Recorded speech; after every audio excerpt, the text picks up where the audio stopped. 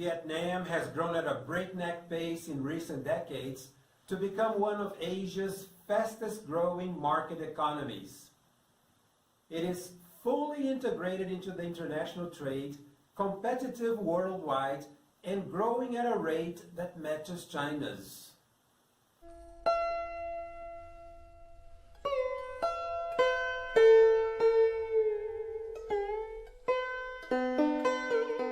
It has progressed from being a food importer to being the world's second largest rice exporter. Other products with well-known trademarks such as Nike sportswear and Samsung devices are made and exported from the country. As a result, Vietnamese individuals' lives have considerably improved. So, how did all of this happen? We'll see it in this video. For starters, it is instructive to go back in time to gain a better understanding of Vietnam's economic development.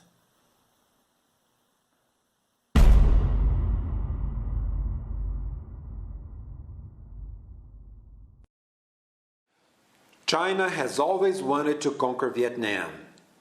The 2,000-year relationship between Vietnam and its northern neighbor is complex. During this time, there have been several invasions, occupations, and retaliations, as well as a shared culture.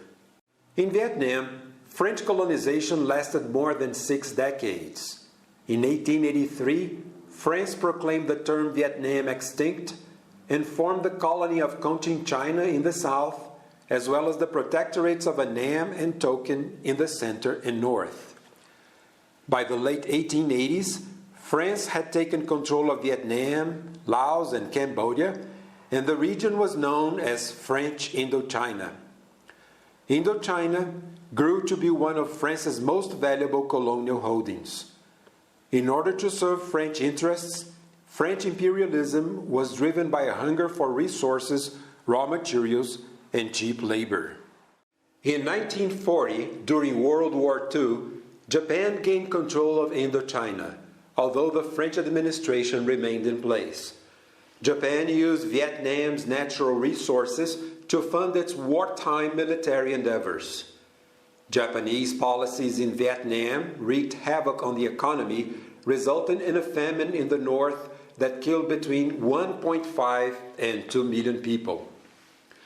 In 1941, Ho Chi Minh founded the Viet Minh, the League for Independence of Vietnam. The Viet Minh was a communist guerrilla army that fought against the Japanese and French control of Vietnam during World War II. In September 1945, World War II came to an end. Japan surrenders and Ho Chi Minh proclaims Vietnam independent from French colonial rule. By 1954, the United States had funded 80% of France's war effort in Vietnam, ostensibly to fight communism in Asia. However, there were other reasons, as Indochina is rich in rice, rubber, coal, and iron ore.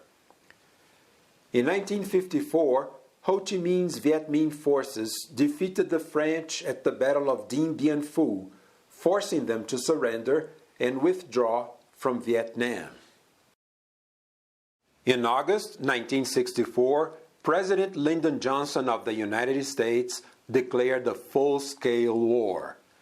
The war against the Americans ended in April 1975 when North Vietnamese troops took Saigon, resulting in a crushing defeat of U.S. military forces.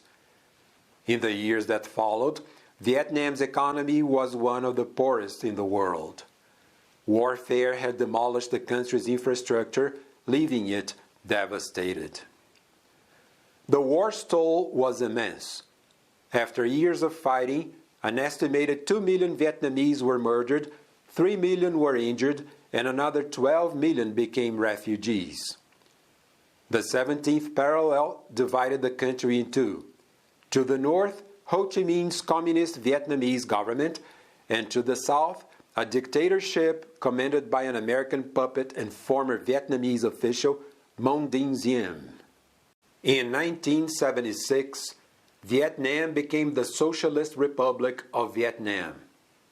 Unfortunately, its economy was plagued by tremendous difficulties in production, supply and demand mismatches, inefficiencies in distribution and circulation, soaring inflation rates, and mounting debt problems following reunification.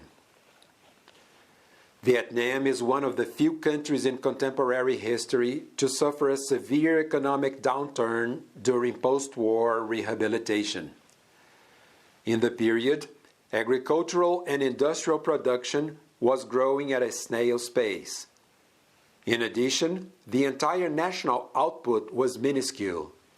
In 1984, Vietnam's gross domestic product, GDP, was valued at $18.1 billion United States dollars, with an annual per capita income of between 200 and 300 United States dollars.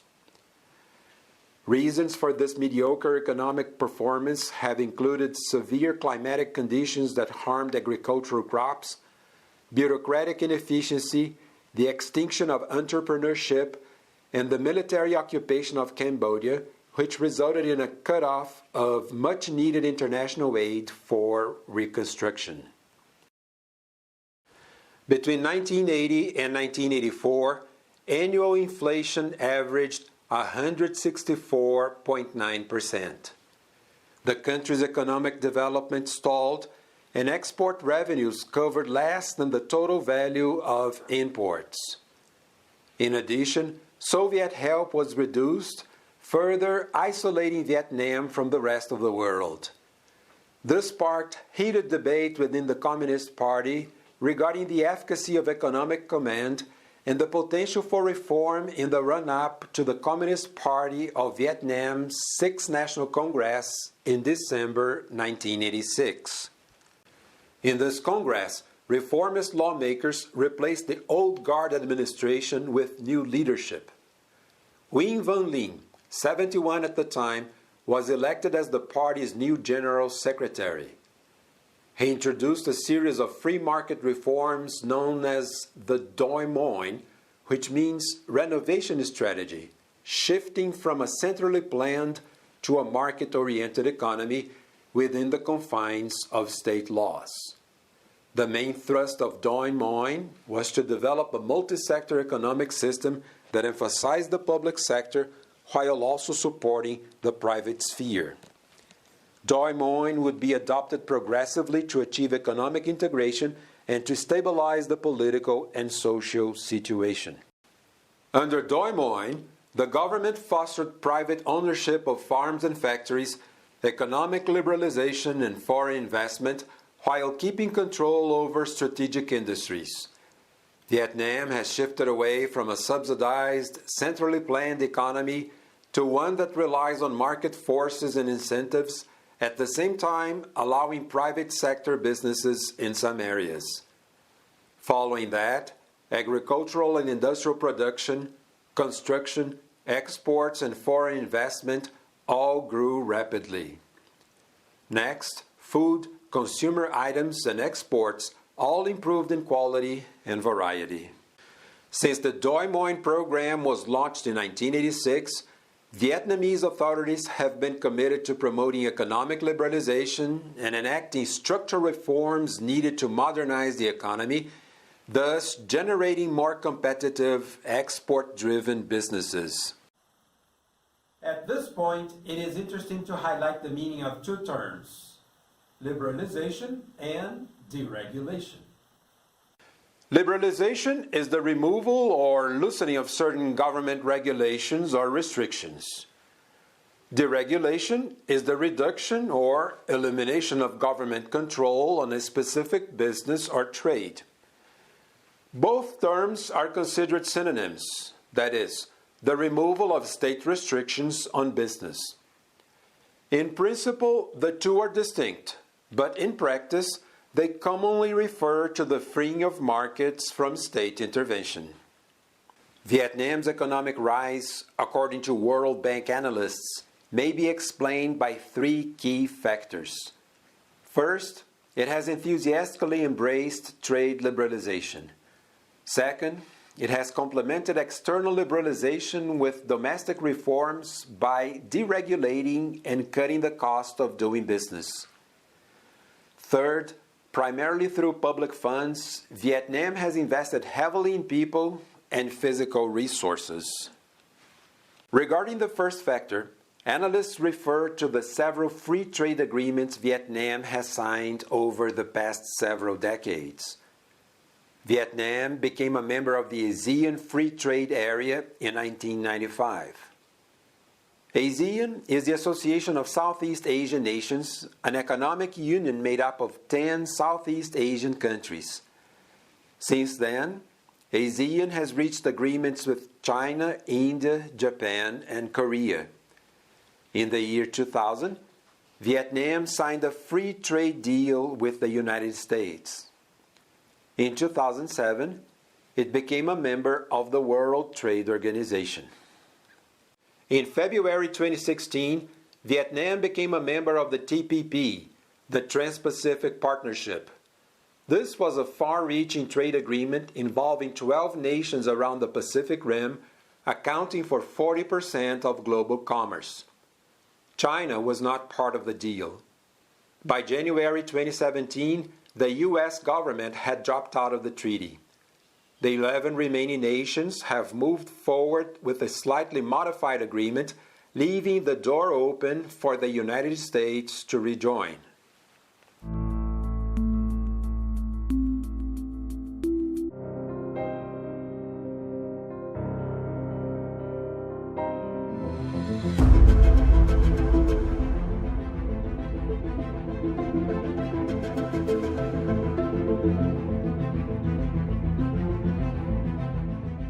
As a result of its economic modernization, Vietnam has been undergoing tremendous demographic and social transformation.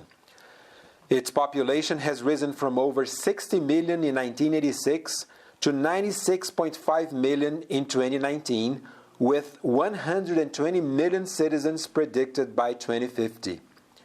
The current population is primarily made up of youngsters. Over half of the Vietnamese population is under the age of 30, and nearly a quarter is under the age of 15. Vietnam's burgeoning middle class, which currently makes up 13% of the population, is predicted to grow to 26% by 2026. With growing living standards, health outcomes have improved. The infant mortality rate fell from 38.7 deaths per 1,000 live births in 1986 to 16.9 deaths in 2017. Life expectancy increased from 70.5 to 76.3 years of age between 1990 and 2016. The delivery of fundamental services has vastly improved during the last 30 years. Households now have much easier access to infrastructure services. In 1993, electricity was the primary source of lighting for 14% of the population. This ratio improved to 99% in 2016. Access to clean water has also increased in rural areas, rising from 17% in 1993 to 70% in 2016. In urban areas, clean water is now available to 95% of the population. Vietnam's future looks promising. Nowadays, it is one of the fastest growing economies in Southeast Asia.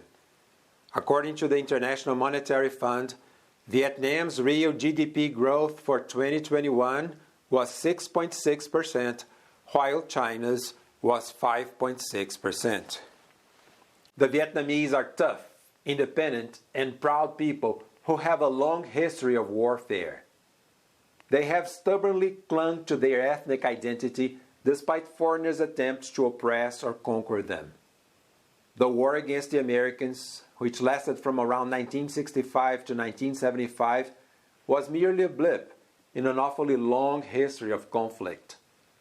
The Vietnamese fought the Americans for 10 years. Before that, they fought the French for over 60 years. And before that, they fought the Chinese for over 1,000 years.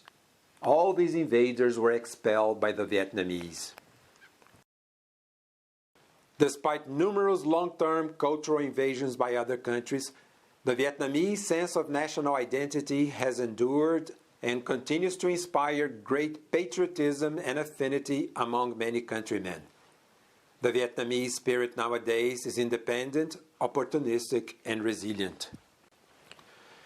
Vietnam's most valuable economic resource is its population, which is dynamic, pragmatic, enterprising, proud, and extremely hardworking.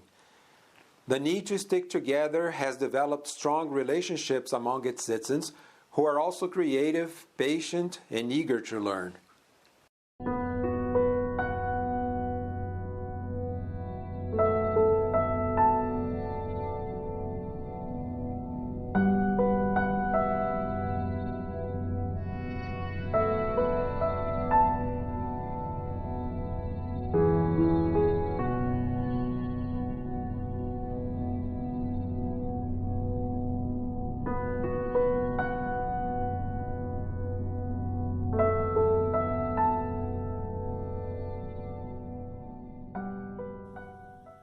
I wish the Vietnamese people all the best on their journey to building a strong country as well as an advanced and democratic society.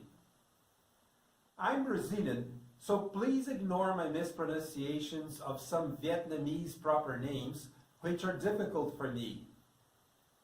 Thank you for stopping by to watch this video. If you liked it, give me a thumbs up. See you next time.